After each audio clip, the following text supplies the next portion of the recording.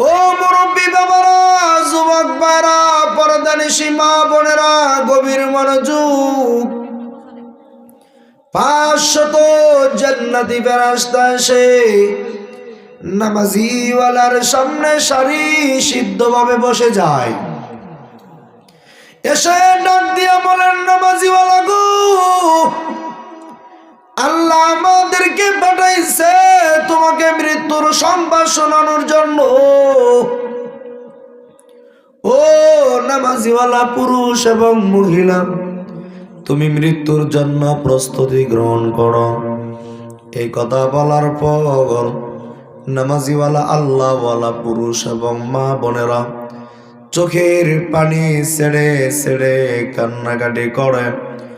জান্নাতের ফেরেশতারা ডাক দিয়া বলেন, ওগো আল্লাহর ওলি, ও নামাজিওয়ালা তুমি কেন কান্না করো? তখন নামাজিওয়ালা ডাক দিয়া বলে, আমি কান্না করি আমার কবরের ভয়, মিজানের ভয়, ফুলসিরাতের ভয়, হাসরের ময়দানের ভয়। এই ভয়ের কারণে আমি কান্না করি।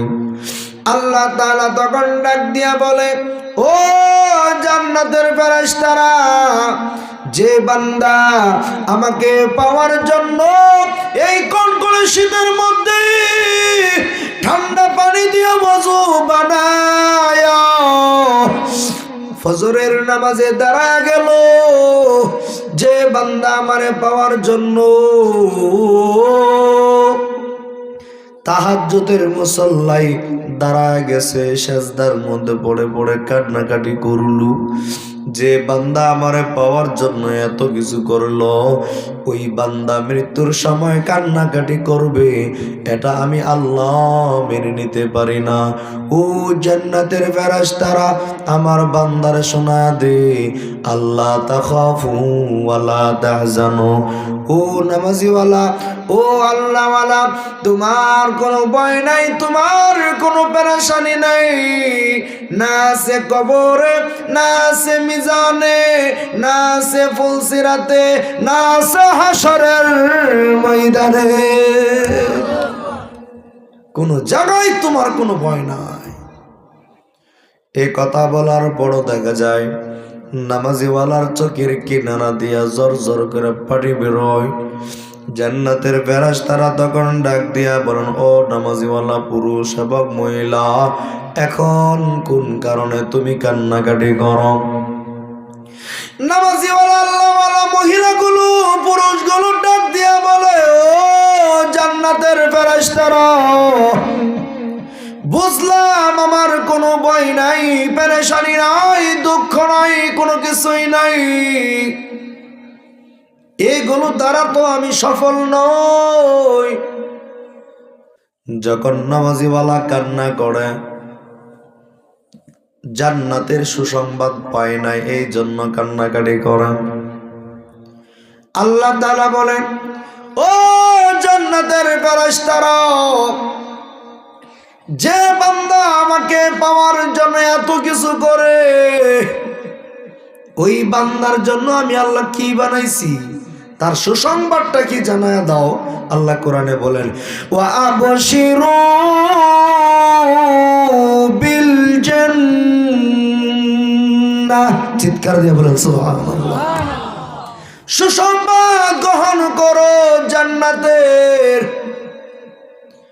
নামাজিওয়ালা পুরুষ এবং মহিলাগুলো যখন জান্নাতের সুসংবাদ পেয়ে যায়, আমার বয়ানটা এলাকার নামাজিওয়ালা যত মানুষ মারা গেছে তাদের বয়ানের সাথে মিলায়া দেখবেন, কিছু আল্লাহওয়ালা মানুষ যখন দুনিয়া থেকে বিদায় হয়, তার মুখের মধ্যে মুস্কি মুস্কি হাসি দেখা যায়। কথা ঠিক নেই? এলাকার মানুষ বলা বলি করে যে অমুকের মৃত্যুটা কত সুন্দর হয়েছে গো, কেমন জানি জান্নাতি হাসি দিয়া রয়েছে, কেন মুস্কি মুস্কি হাসে জানেননি?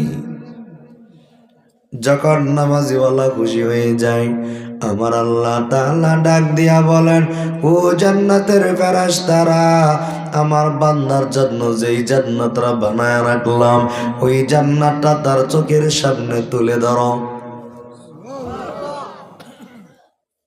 আল্লাহু আকবার।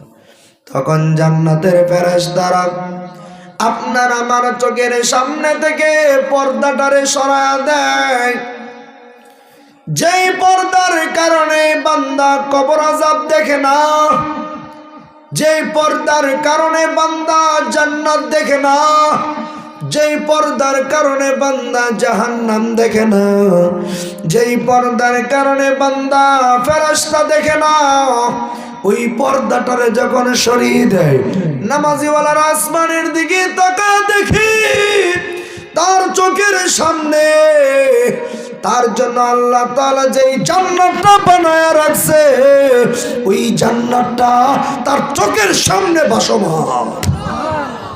একবার জবান খুলে বলেন আল্লাহু আকবার। ওই জান্নাত থেকে ডাকতেছে তারে, এ নামাজিওয়ালারা, আয় দেখো তোমার জন্য কত সুন্দর জান্নাত বানায় রাখছে। তখন রূহটা বের হয়ে তার আসল বাড়ি জান্নাতে যাওয়ার জন্য পাগল পড়া হয়ে যায়। এমত অবস্থায় আল্লাহ তাআলা মালাকুল মউত আজরাইলকে ডাক দিয়া বলেন, ও মালাকুল মউত আজরাইল, আমার বান্দার দিকে তাকায়া দেখ। আমার বান্দা জান্নাতের দৃশ্য দেখে পাগল পড়া হয়ে গেছে জান্নাতে যাওয়ার জন্য। এই আনন্দ মুহূর্তে তার রোটারে বের করে নিয়ে আসু। এই কথা বলার পর মালাকুল মউত আজরাইলের হাতের মধ্যে নামের লিস্টি আছে। ওই নামের লিস্টি থেকে ওই নামাজিওয়ালা পুরুষ এবং মহিলার নামটা যখন কেটে ফেলি, একজন আল্লাহওয়ালার রোটা প্যাকেট করার জন্য আজরাইল এত সুন্দর একটা রূপ ধারণ করে, যেই নূরের চেহারার মধ্যে শুধু নূর চমকায়, নূর চমকায়, নূর চমকায়। যেই চেহারার দিকে তাকায়া থাকার জন্য মনে হয় যে কিয়ামত পর্যন্ত তাকায়া থাকতে পারবো, তারপর ক্লান্তি আসবে না। সুবহানাল্লাহ।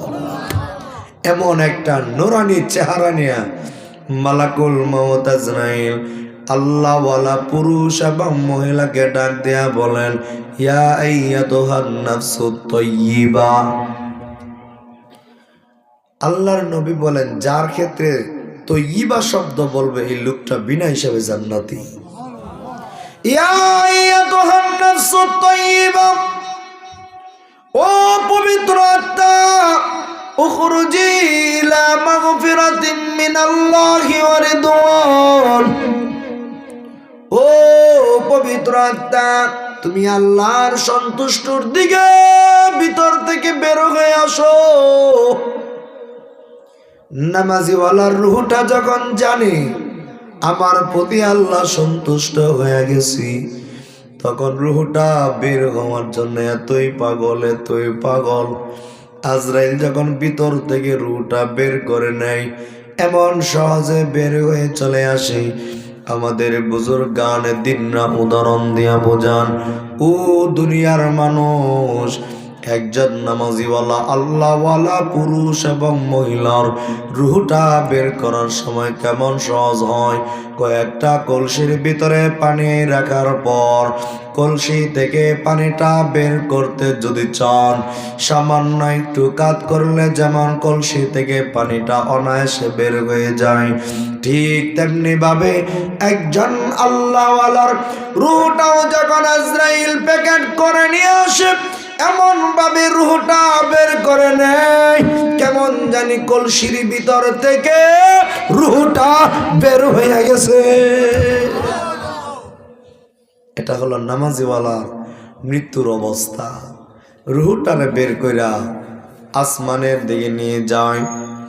একজন আল্লাহওয়ালার রূহ যখন আসমানের দিকে চলে যায়, এই নামাজিওয়ালা ব্যক্তির জন্য জমিন কান্নাকাটি করে, পাহাড় কান্না করে, আসমান কান্না করে, পশু পাখিরা কান্নাকাটি করে, গাছ গাছালি কান্নাকাটি করে।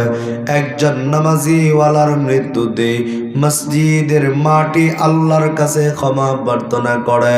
সারা সৃষ্টি জগৎ একজন নামাজিওয়ালার মৃত্যুতে কান্নাকাটি করে এবং মাওলার কাছে ক্ষমা প্রার্থনা করে। এমন মৃত্যু আমরা চাইনি? কে কে চায়? সোজা করে হাত তোলেন। যারা নামাজ পড়ে না, আল্লাহর বিধিবিধান মানে না, আমার নবীর তরিকা মতে জিন্দেগি চালায় না, যে সমস্ত মুরব্বী বাবারা নামাজ পড়ে না, যে সমস্ত যুবক ভাইরা নামাজ পড়ে না, 24টা ঘন্টা শুধু গান বাজনা নিয়ে লিপ্ত, গান বাজনা নিয়ে লিপ্ত, যে সমস্ত মা বোনেরা নামাজ পড়ে না, যে সমস্ত মা বোনেরা পর্দা করে না, যে সমস্ত মা বোনেরা স্বামীর কথা মানে না, আর এই যে জাতীয় মা বোনেরা তাদের স্বামীগুলো দেশের বাহিরে থাকে, এই দিক দিয়া গোপনে গোপনে পর পুরুষের সাথে সম্পর্ক আছে না নাই? মনে হয় নাই। তো জবান খুলে বলেন আছে না নাই? স্বামীটা বিদেশ থাকে, স্বামীর বর্তমানে ঘরের দরজা লাগায়া জানালা লাগাইয়া একা একা রুমের মধ্যে মোবাইলের মাধ্যমে, ইমু কলের মাধ্যমে, ভিডিও কলের মাধ্যমে স্বামীর অনুমতি ছাড়া পরপুরুষের সাথে ভিডিও কলে কথা কয়। এই জাতীয় নারীদের মৃত্যুটা কেমন হবে আজকে বুঝাইয়া দিয়া জমু। এর আগে বলে যায়, যারা এই কাজগুলোর মধ্যে লিপ্ত, ও মা বোনেরা, আপনি কি ভাবছেন আপনার স্বামী দেখে না, শ্বশুর দেখে না, শাশুড়ি দেখে না, আত্মীয় স্বজন দেখে না, ভাবছেন দরজা জানালা লাগাই লাইছেন?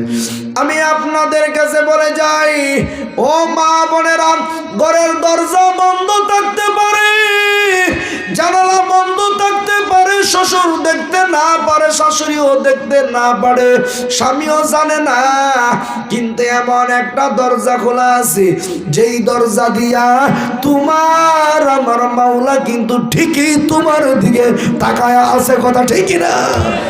সেই দরজা থেকে বাঁচবা কেমনে? দুনিয়ার মানুষকে ধোঁকা দিতে পারবা, আল্লাহরে ধোঁকা দেওয়া সম্ভব নেই। দুনিয়ার সব দরজা জানালা বন্ধ থাকতে পারে রে ভাই, এমন একটা দরজা খোলা আছে, যেই দরজা দিয়া আল্লাহ তোমাকেও দেখে আমারও দেখে। যারা এই জাতীয় নাফরমানি কাজগুলো করে, নামাজ পড়ে না, আল্লাহর বিধিবিধান মানে না, তার মৃত্যুটা কত ভয়ঙ্কর। ও মুরব্বী বাবারা, পর্দা নিশি মা মরেরা, দিলের কান লাগায় বয়ানটারে শোনেন। আল্লাহর নবী বলেন, জাহান্নাম থেকে আল্লাহ তাআলা 500 জাহান্নামী ফেরেশতা দুনিয়াতে প্রেরণ করে দেয়। এই জাহান্নামের ফেরেশতারা দুনিয়াতে আসার সময় তাদের প্রত্যেকের হাতের মধ্যে থাকে পচা দুর্গন্ধযুক্ত রুমাল। যেই রুমালটার ভিতরে নাফরমানের রূহ প্যাকেট করা হবে, এমন দুর্গন্ধযুক্ত রুমাল নিয়ে বেনামাজি পাপিষ্ঠ নাফরমানদের সামনে এসে সারি সিদ্ধভাবে দাঁড়িয়ে যায় আর ডাক দিয়া বলে, ও নাফরমান, দুনিয়াতে অনেক মাস্তানি করছো, দুনিয়াতে অনেক বাহাদুরি করছো, দুনিয়াতে অনেক নাফরমানি করছো, আল্লাহ আমাদেরকে পাঠাইছে তোর মৃত্যুর সংবাদ শোনানোর জন্য। ও নাফরমানের দলেরা, মৃত্যুর জন্য প্রস্তুতি গ্রহণ করো। তখন এই জাতীয় দুনিয়াদার মানুষগুলো যখন তাকায়া দেখে দুনিয়ায় থাকার আর তার সুযোগ নাই, তখন আল্লাহ তাআলা তার চোখের সামনে গুনাহগুলোরে প্রকাশ করে দেয়। তার জিন্দেগিতে যত অন্যায় করছে, যত অপরাধ করছে, সব অপরাধগুলো যখন তার চোখের সামনে দাঁড়ায় যায়, তখন নাফরমান যা ওই গুনার দিকে তাকায় সে জান্নাতের আশা করতে পারে না। নেকের দিকে তাকায় দেখে জান্নাতের আশা করা যায় না। এমন অবস্থায় নাফরমান পুরুষ এবং মহিলারা হতভম্ব হয়ে যায়, বাঁচার জন্য চেষ্টা করে। তখন আল্লাহ তাআলা একদল ফেরেশতা দুনিয়াতে প্রেরণ করে দেয়, যে ফেরেশতারা দুনিয়ার এক প্রান্ত থেকে নিয়ে অপর প্রান্তে ঘোরাফেরা করা। এই নাফরমানের জন্য অবশিষ্ট কোনো রিজিক বাকি আসেনি। কারণ আল্লাহ তাআলা আপনার আমার রিজিকগুলো কি বিভিন্ন জায়গায় ছড়ায়া ছিটায়া রাখছে। এই জন্য দেখবেন সকালবেলা নাস্তা করি এক জায়গায়, দুপুরে করি আর এক জায়গায়, বিকালে করি এক জায়গায়, রাত্রে করি আর এক জায়গায়। এই বছর নাস্তা খাই বাংলাদেশে, আর এক বছর নাস্তা খাই দেশের বাহিরে। কথা ঠিক নেই? আল্লাহ তাআলা মানুষের রিজিক গুলোরে ছড়ায়া ছিটায়া রাখছি। এই জন্য একদল ফেরেশতা পাঠায়া দেয় এই নাফরমানের জন্য জমিনে কোনো রিজিক বাকি আসেনি। দেখো, তাকায়া দেখো, চায়ের দোকানে কোনো চা বাকি আসেনি, তারে চা খাওয়ায় লও। মদের দোকানে দেখো কোনো জিনিস বাকি আসেনি, মুদির দোকানে দেখো কোনো রিজিক বাকি আসেনি, মাছ বাজারে গিয়া দেখো তার কোনো রিজিক বাকি আসেনি। সব জায়গার রিপোর্ট নিয়ে ফেরেশতারা পৌঁছায় দেয়। ও দয়াময় আল্লাহ, এই নাফরমানের জন্য জমিনের এক প্রান্ত থেকে নিয়ে অপর প্রান্ত ঘোরাফেরা করলাম, কোনো জায়গায় কোনো মজলিসে, কোনো বাজারে, কোনো ঘাটে ঘাটে নাটে, কোনো জায়গায় তার চুল পরিমাণ রিজিক খুঁজা পাইলাম না। তখন আল্লাহ তাআলা বলে, ও মালাকুল মাউত আজরাইল, এই নাফরমানের রিজিক যেহেতু দুনিয়াতে নাই, এক সেকেন্ড থাকারও তার সুযোগ নাই। ও মালাকুল মাউত আজরাইল, যাও এই নাফরমানকে দুনিয়া থেকে বিদায় করে দাও। এই কথা বলার পর মায়ার নবী বলেন, আজরাইলের হাতের মধ্যে নাফরমানের লিস্টি দেওয়া আছে। ওই লিস্টি থেকে বেনামাজি পুরুষ এবং মহিলার নামটা লাল কালি দিয়ে কেটে ফেলে। নামটা কেটে ফেলার পর আজরাইলের চেহারার রূপটা ভিন্ন রকম হয়ে যায়। এ বাবারা ভালো করে শুনেন, আজরাইলের চেহারাটা কেমন হবে? মালাকুল মাউত আজরাইল এত বিকট একটা চেহারা ধারণ করে। আল্লাহর নবী বলেন, মাথা হলো আসমানে, পা গুলো হলো জমিনে। ইব্রাহিম আলাইহিস সালাতু ওয়াস সালাম একবার আজরাইলকে ডাক দিয়া বলেন, ও আজরাইল ভাই, তোমার নেককার চেহারা দেখছি, বদকার চেহারাটা দেখি নাই। তোমার চেহারাটা আমার সামনে তুলে ধরো। আজরাইল ডাক দিয়া বলেন, হে আল্লাহর নবী পয়গম্বর, ওই চেহারাটা দেখলে আপনি নবী সহ্য করতে পারবেন না। ইব্রাহিম নবী বলে, না না না, তোমার ওই চেহারাটা আমি দেখতেই চাই, কোনো বাধা মানতে চাই না।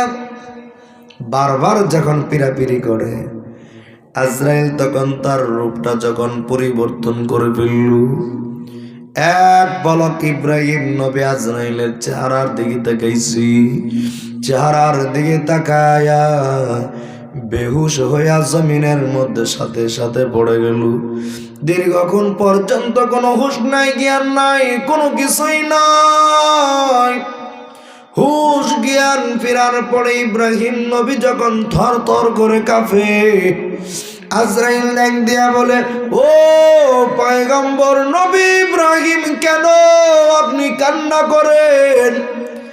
ইব্রাহিম নবী বলে, ও ভাই আজরাইল, আমি যদি জানতাম তোমার চেহারাটা এত ভয়ঙ্কর, তাহলে কোনো দিন দাবি জানাইতাম না তোমার চেহারাটা দেখার জন্য।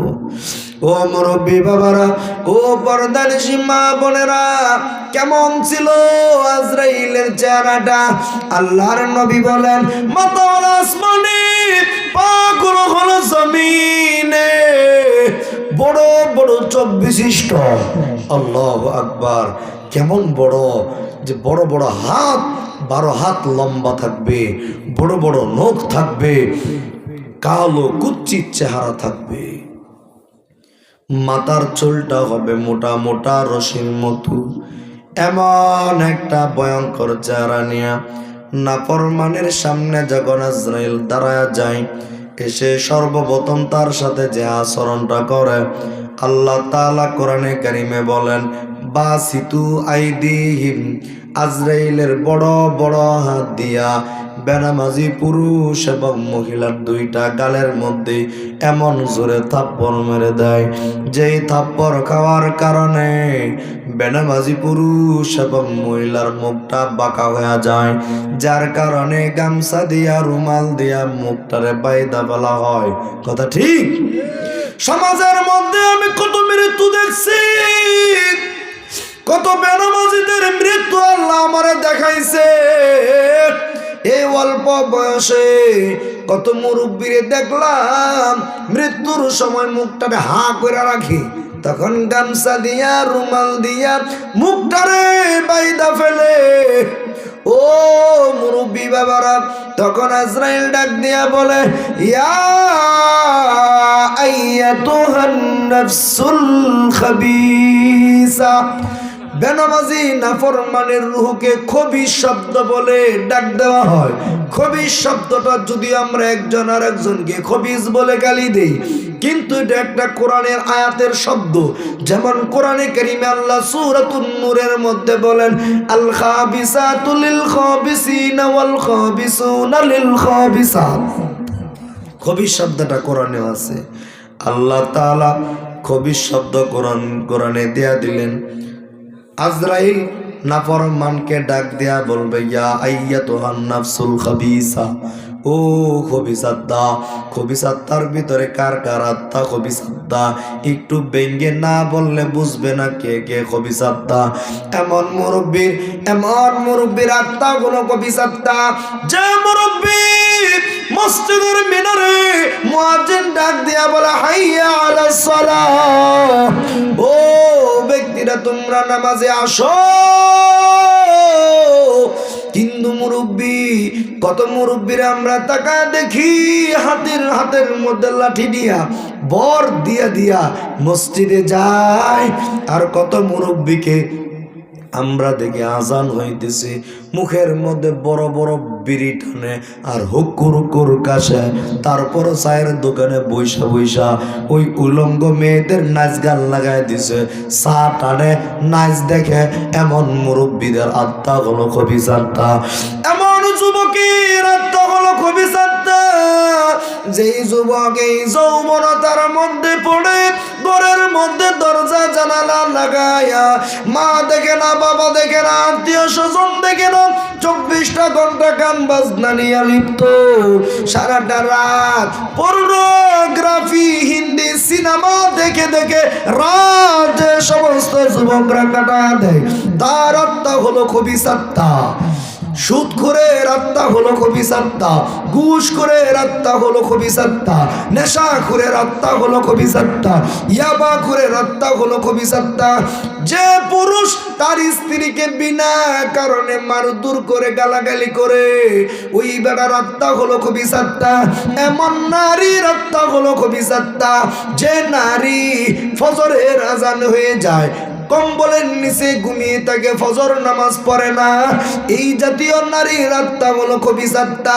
যে নারী পর্দা করে না, বেপর্দা হয়ে সাজুগুজু করে রাস্তা দিয়া যায়, আমার সরল মনা যুবক ভাইদেরকে পাগল বানায়। কথা ঠিক না? এই জাতীয় নারীদের আত্মা হলো খবিসাত্তা। যে নারী বাজারে যাই, পুরুষ মানুষের ভিড়ে ঠানাঠিলি করে পুরুষরে ধাক্কায় ফলায়া নিজে গিয়া মাছ বাজারে গিয়া মাছ কিনে, কাপড়ের দোকানে গিয়া কাপড় কিনে, পুরুষরা পুরুষে মনে করে না, বরং শরীর লাগিয়া গেলে বেড়া মানুষের কোনো খায়া কোনো কাম নাই, বাজারও কি বলে না। এই জাতীয় নারীদের আত্মা হলো খবিসাত্তা। যে নারী পর্দা করে না, তার আত্মা হলো খবিসাত্তা। যে নারী তার স্বামীর অবর্তমানে পর পুরুষের সাথে পরকীয়ার মধ্যে লিপ্ত, তার আত্মা হলো খবিসাত্তা। এক কথায় যত খারাপ ব্যক্তির নামগুলো এখানে উল্লেখ করছি, এই গুণগুলো যার মধ্যে পাওয়া যাবে, সবগুলো ব্যক্তি হলো খবিসাত্তা। একবার বলেন নাউজুবিল্লাহ। এখন আপনি হিসাব করে দেখেন, আপনি কয় নাম্বারটার মধ্যে পড়ছেন? আপনার সাথে আজরাইল কি আচরণ করবে? আজরাইল ডাক দিয়া বলে, ইয়া আইয়াতুহান নাফসুল খবিসা, ও খবিসাত্তা উখরুজি ইলা সাখাতিম মিনাল্লাহ, আল্লাহ তাআলার অসন্তুষ্টর দিকে তোর রুহটা বের করে দে। রুহ যখন জেনে যায় আমার প্রতি আল্লাহ অসন্তুষ্ট হয়ে গেছি, তখন নবী বলেন প্রত্যেকটা মানুষের দেহের ভিতরে 360টা জোড়া আছে। 360টা জোড়ার ভিতরে রুহটা দৌড়াদৌড়ি করে আজরাইলের খবর থেকে বাঁচার জন্য। বলেন তো বাঁচা যাবে নি? আজরাইলের মেজাজটা তখন বেশি গরম, যখন রুহটা 360টি দেহের ভিতরে 360টি জোড়ার ভিতরে দৌড়াদৌড়ি করে। আজরাইল তখন বড় বড় চোখ নিয়ে যখন সামনের দিকে আগায়, নাফরমান হতভম্ব হয়ে যায়, বাঁচতেও পারে না, চিৎকারও দিতে পারে না। এর আগে তারে সাইলেন্ট করে দিছে। মসজিদে যায় মোবাইলটা সাইলেন্ট করে রাখি, কথা ঠিক কিনা? কেউ জানে না আমার মোবাইলে কল আসছে কিনা, কিন্তু আমি জানতেছি আমার মোবাইলে কি আসছে। এই যে আমি বয়ান করতেছি, বয়ানের ভিতর কত বেড়া ফোন দিতেছে, কিন্তু কেউ জানেন না আমি ঠিকই টের পাইতেছি আমার ফোন আসতেছে, কারণ ভাইব্রেশন করে রাখছি। ঠিক তেমনি ভাবে একজন নাফরমানের মৃত্যুর সময় আল্লাহ তারে ভাইব্রেশন করে দেয়, তখন তার কান্নার আওয়াজ কেউ শুনে না, তার কথার আওয়াজ কেউ শুনে না, খালি আ আ আ করে, মুখটারে বাঁকা করে, চোখে ইশারা করে। তখন ছেলে সন্তানরা মাথার মধ্যে হাত বোলা দেয়, পায়ের মধ্যে হাত বোলা দেয়, হাতের মধ্যে হাত বোলা দেয়। বেনামাজিগুলো পা গুলো নাড়াচাড়া করে, মাথাটারে নাড়াচাড়া করে, পা গুলো নাড়াচাড়া করে। মানুষ মনে করে কি ব্যাপার, এমন নাড়াচাড়া কেন করে? তখন এলাকার মানুষ বিভিন্ন বিশ্লেষণ করে। এখানে বিশ্লেষণের কিছু কারণ নাই, বিশ্লেষণ হলো আজরাইলের সাক্ষাৎ সে পায়া গেছে। মালাকুল মউত আজরাইলকে দেখি এই নাফরমান সহ্য করতে না পেরে হাতগুলো নাড়াচাড়া করে আল্লাহু আকবার, এই কি করতেছেন, আল্লাহু আকবার। তখন আজরাইল বড় বড় নখগুলো যখন নিয়ে সামনের দিকে আগায়, তখন আজরাইলকে দেখি নাফরমানদের কলিজা শুকায়া যায়, পিপাসায় কাতর হয়ে যায়, মুখ শুকায়া যায়, লুল বেজলা ছেড়ে দেয়, এমনকি হা হা করতে থাকে। ছেলে সন্তানরা ডাবের পানি আইনা মুখে দিয়া দেয়, কিন্তু পানি গিলতেও পারে না, কারণ গলার মধ্যে ছিপ দিয়া ধরে। তোর গিলার সুযোগ নাই, কারণ তোর রিজিক দুনিয়া থেকে উঠা গেছে। পানিটাও গিলতে পারে না, পিপাসায় ছটফট ছটফট শুরু করে দেয়, চোখগুলো বড় হয়ে যায়। এই জন্য কবি বলেন, আজরাইলকে দেখিয়া চক্ষু যাবে উল্টিয়া, পিপাসাতে যাবে সাথী ফাটিয়া ফাটিয়া। আজরাইলকে দেখিয়া চক্ষু যাবে উল্টিয়া, পিপাসাতে যাবে সাথী ফাটিয়া ফাটিয়া। মাটির পিঞ্জিরা ভাঙ্গিয়া সুরিয়া, একদিন তো যাইবে রে পাখি উড়িয়া উড়িয়া। ও মুসলমান বাবা গো, পর্দার শির মা বোনেরা, আজরাইল এমন জোরে জোরে রুহটারে বের করে নেয়। আজরাইলের বড় বড় নখগুলো যখন ভিতরে ঢুকায়া দেয়, আল্লাহর নবী বলেন ভিতরে যতগুলো নারী বুড়ি ছিল, সমস্ত নারী বুড়িগুলো কেমন জানি সিরিয়া সিরিয়া টাইনা টাইনা হেসরায়া নাফরমানদের রূহ আজরাইল বের করে নেয়।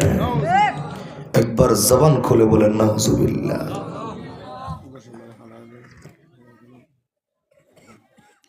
আজরাইল যখন রুহটা বের করে নেয়, দেখবেন বেনামাজিদের চোখগুলো বড় বড় হয়ে যায়, চোখের কিনারা দিয়া এক ফোঁটা করে পানি বের হয়। চোখের কিনারাটা কালো হয়ে যায়। পানিটার মধ্যে ধরে দেখবেন অত্যন্ত গরম পানি, এটা কষ্টের পানি। কেমন কষ্ট হয় আমাদের বুজুর্গনে দিনরাও দরদ দিয়া বুঝাইছি। নাফরমানদের রুহটা বের করার সময় তার কেমন কষ্ট হয়। কয়েকটা বকরির বাচ্চাকে যদি জীবিত অবস্থায় তার শরীর থেকে চামড়াটারে ছুরি দিয়া তুলে ফেলা হয়, বকরির বাচ্চাটা যেমন ভাবে ছটফট ছটফট করে, তার কাছে যেমন কষ্ট লাগে, এর চাইতে বেশি কষ্ট দিয়া মালাকুল মাউত ইসরাইল তার ভিতর থেকে রুহটা টাইনা টাইনা বের করে নেই। ও মুরব্বী বাবারা, যুবক বারা, পর্দা নিশি মা বোনেরা, এই রুহটারে যখন বের করে ওই যে জাহান্নাম থেকে ফেরেশতারা আসছে 500, তাদের হাতের মধ্যে থাকে পচা দুর্গন্ধযুক্ত রুমাল। যেই রুমালের ভিতরে এই খবিস আত্মার রুহটারে প্যাকেট করা হয়। জাহান্নামের ফেরেশতারা যখন আসমানের দিকে রুহটারে নিয়ে যায়, আসমান রুহুর দিকে তাকায়া হাসে। একজন নাফরমানের মৃত্যুতে জমিন খুশি হয়ে যায়, একজন নাফরমানের মৃত্যুতে আল্লাহর নবী বলেন গোটা সৃষ্টি জগৎ খুশি হইয়া যায়। একজন নাফরমানের মৃত্যুতে গোটা জগৎ কেন খুশি হয়? কারণ বেনামাজি যখন রাস্তা দিয়ে আসে, শয়তানে কয়, এ মানুষ, আমি আল্লাহর একটা হুকুম পালন করি নাই, আমি ছিলাম মুআল্লিমুল মালাইকা, জমিনের এমন কোন জায়গা নাই যেখানে আমি শয়তান সেজদা করি নাই আল্লাহকে। আমি ছিলাম ফেরেশতাদের শিক্ষক, শুধু আল্লাহর একটা হুকুম পালন করতে আমি অস্বীকৃতি জানাইছি, যার দরুন আমাকে ফেরেশতাদের শিক্ষকের খাতা থেকে নাম কাইটা শয়তানের খাতায় দিয়ে দিছে, একটা হুকুম লঙ্ঘন করার কারণে।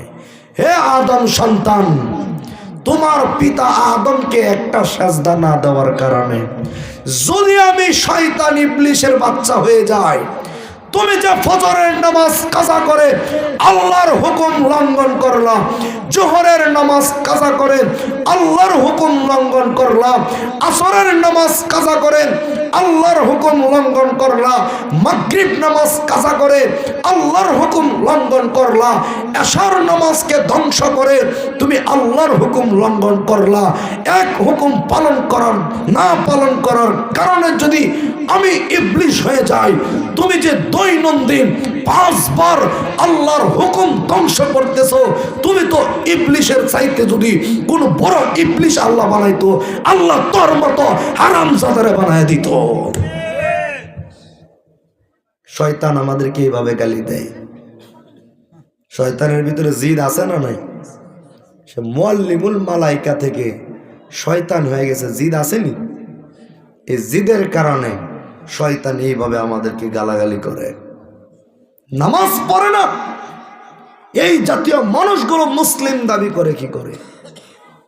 মুসলমান আর কাফেরের মধ্যে পার্থক্য হলো নামাজ। নামাজ নাই, রোজা নাই, কিচ্ছু নাই, তার বাহাদুরির কারণে রাস্তা দিয়ে চলুন না। নামাজ না পড়লো আমার ইমান ঠিক আছে।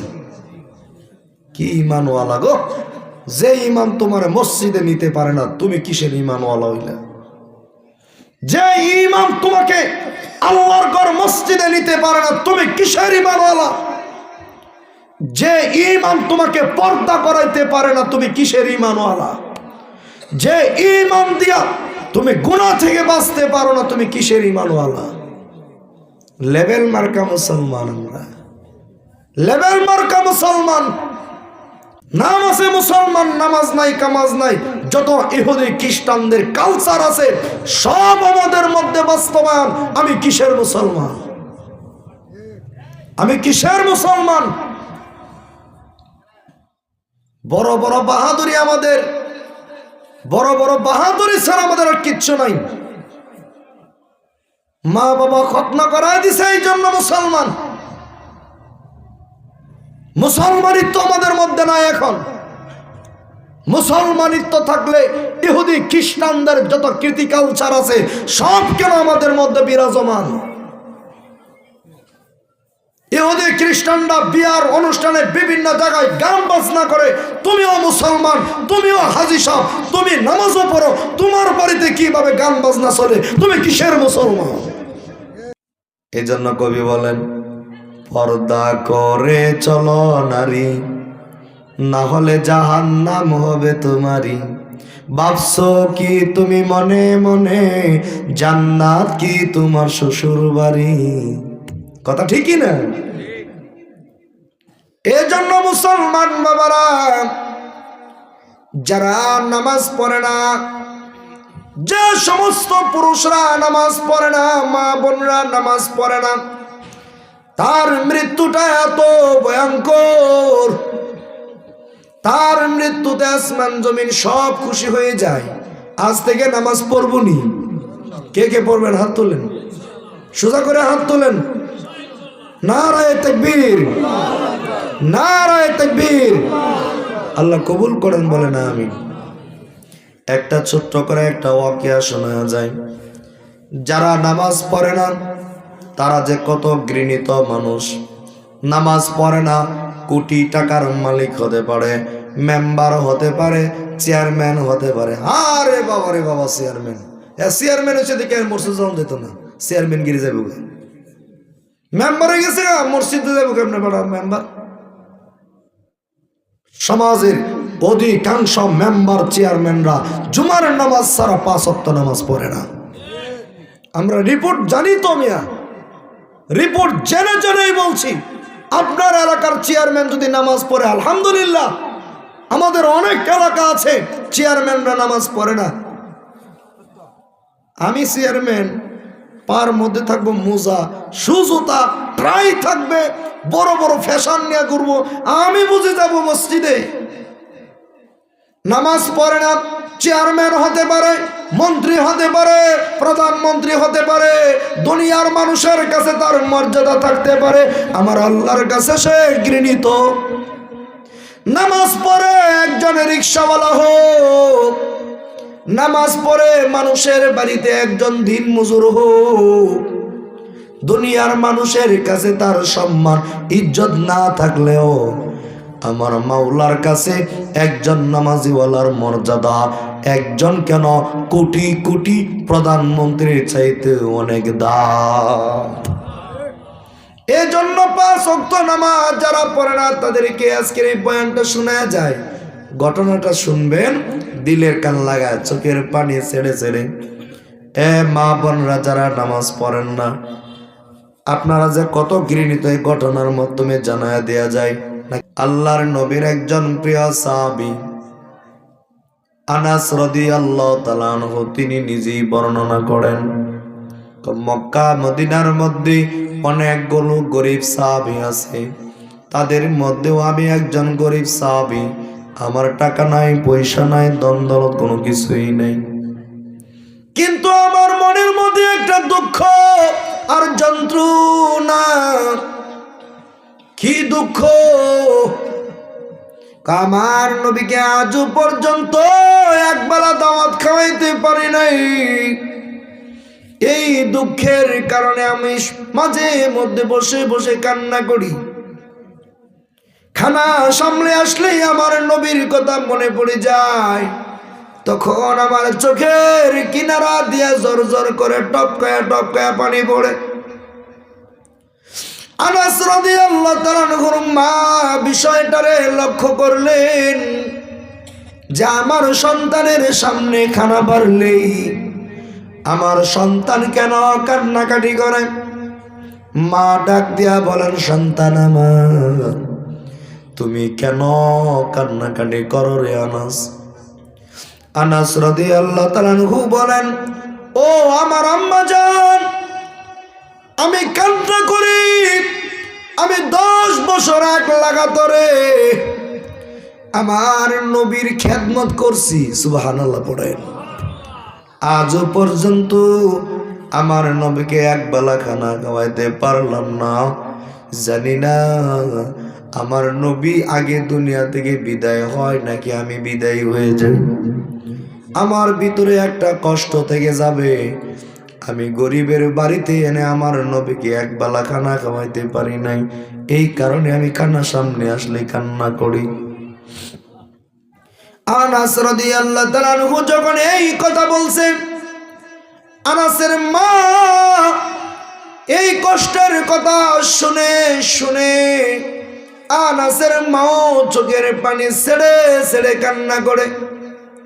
আনাস রে, তোমার যেমন ভাবে মনে চাই আমার নবীকে দাওয়াত খাওয়ানোর জন্য, আমারও তো মনে চায় আমার নবীকে যদি রান্না বান্না করে খাওয়াইতে পারতাম, কিন্তু আমরা গরিব মানুষ, এক বেলা রান্না হইলে 2 দিন 3 দিন পর্যন্ত চুলার মধ্যে আগুন জ্বলে না।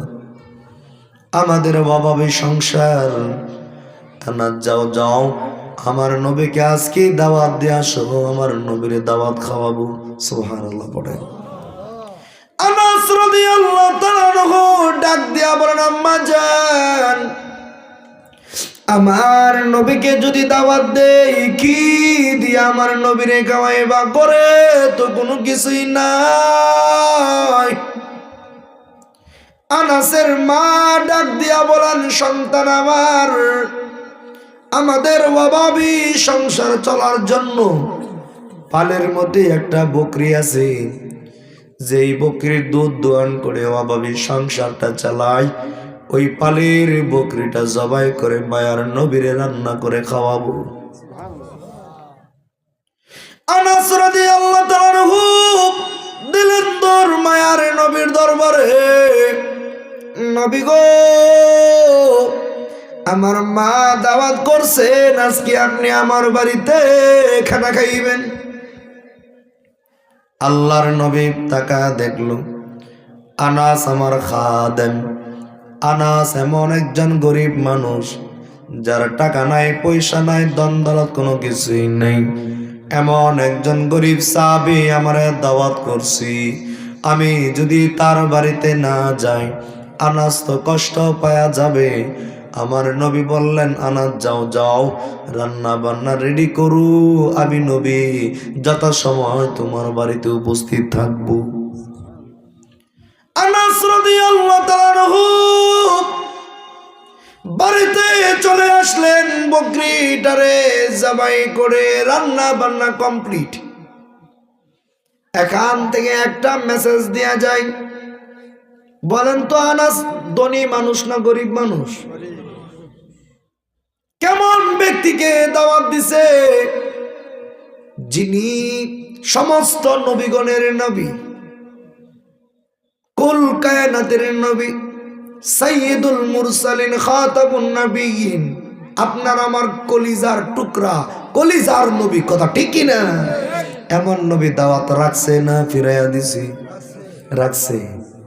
এবার দেখেন, ওই নবীর কিছু উম্মত আছে এই জমিনের মধ্যে, অহংকার, কিছু ধনী ব্যক্তি আছি, গরিব মানুষরা দাওয়াত নিয়ে গেলে গরিব মানুষ তার মেয়েটারে বিবাহ দিবে, রিক্সাওয়ালা তার মেয়েটারে বিবাহ দিবে, দিন মজুর তার মেয়েটারে বিয়া দিবে। আমার বিয়ার মধ্যে যদি এলাকার কোনো ধনী কয়েকজন মানুষকে রাখি, তাহলে আমার একটু পজিশন বাড়বে, আমার একটু সম্মান হবে। এরই লক্ষ্যে যখন গরিব মানুষগুলো ধনী ব্যক্তির কাছে দাওয়াত নেওয়া যায়, গরিব মানুষটার দিকে তাকায়া ধনী ব্যক্তি তাকায়া দেখে, তার দাওয়াত যদি আমি রাখি সে আমারে ভালো খাবার দিতে পারবে না, তার দাওয়াত যদি আমি রাখি সে আমারে ভালো চেয়ার দিতে পারবে না, তার দাওয়াত যদি আমি রাখি আমার সম্মান থাকবে না, কারণ গরিবের বাড়িতে আমার মতো ভদ্রলোক গেছি। কথা ঠিক না? বড় লোক নিজের অনেক বড় মনে করে, গরিব মানুষটারে ঘৃণার নজরে তাকায়া গরিব মানুষটারে বলে, ভাই তুই তো দাওয়াত দিছিস, আমার তো এই তারিখে অমুক জায়গায় মিটিং আছে, অথচ আর মিটিং নেই। কি কথা ঠিক নিও? আপনাদের এলাকার কথা বলতেছি না, যদি থাকে যেন বয়ানে সংশোধন হয় যেন বলতেছি। অমুক জায়গায় মিটিং আছে, অমুক জায়গায় অমুক প্রোগ্রাম, অমুক তমুক তমুক ইত্যাদি ইত্যাদি বুঝায়া বুঝায়া গরিব মানুষটারে কিনার নজরে বিদায় করে দেয়। আমি বলবো, ও বড় লোক হারামখোর, তুমি যে গরিব মানুষটারে ঘৃণা করে বিদায় করে দিলা, গরিব মানুষটা যদি বুঝে তুমি তারে ঘৃণা করছো, আর যদি সে কষ্ট পাওয়া যায়, এই কষ্টটাই তোমাকে জাহান্নামের দরজা পর্যন্ত পৌঁছায়া দিবি। গরিব খুশি, আমার আল্লাহ খুশি গো। গরিব বেজার, আমার আল্লাহ বেজার। এই জন্য শত ব্যস্ততা থাকলেও গরিব মানুষের বাড়িতে কোনো অনুষ্ঠান থাকলে, আপনার শত মিটিং থাকলেও কমপক্ষে হাজিরাটা দিয়া যাবেন, পারবেন ইনশাআল্লাহ। আল্লাহ কবুল করেন, বলেন আমিন। অহংকার করিয়েন না, অহংকার করিয়েন না। আল্লাহর নবী আনাস রাদিয়াল্লাহু তাআলা আনহুর বাড়িতে চলে আসলেন, খাবার দাবার করবেন। আমার নবী খানা খাইতেছেন, তাকায় দেখে দামি দামি গোশত।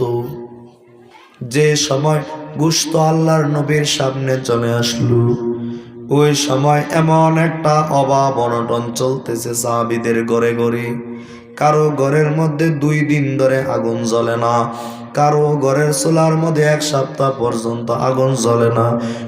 কোনো সাহাবীরা গাছের পাতা গায়ে জীবন কাটাইতেছি, কোনো সাহাবীরা পেটের মধ্যে পাথর বাইদা জীবন কাটাইতেছি।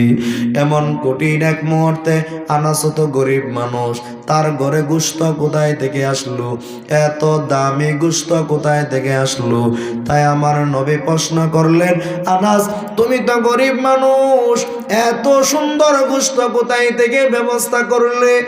আনাস রাদিয়াল্লাহু তাআলা মাথাটারে নিচের দিকে ঝুঁকায়া চোখের পানি ছেড়ে ছেড়ে কান্না করে আমার নবী ডাক দিয়া বলে, আনাস তুমি কেন কান্নাকাটি করো? আনাস রাদিয়াল্লাহু তাআলা বলেন, নবী গো, আপনাকে একদিন একবেলা দাওয়াত খাওয়ানোর জন্য আমি 1 দিন নয় 2 দিন নয় বহুদিন মালিকের দরবারে কান্না করছি। আমার মাওলা আজকে কবুল করছে।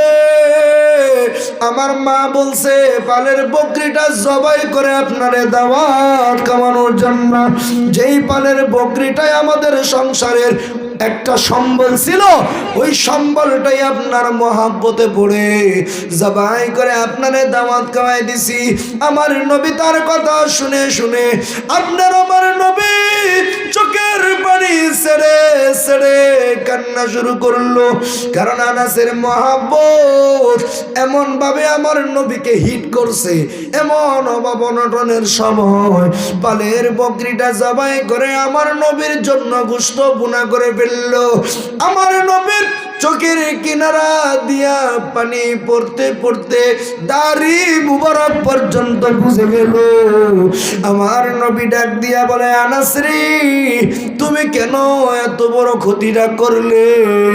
তুমি যদি পালের বকরিটা জবাই না করে সাধারণ তরকারি দিয়ে আমি নবীরে খাওয়াইতা, আমি নবী তো কোনোদিন বেজার হইতাম না।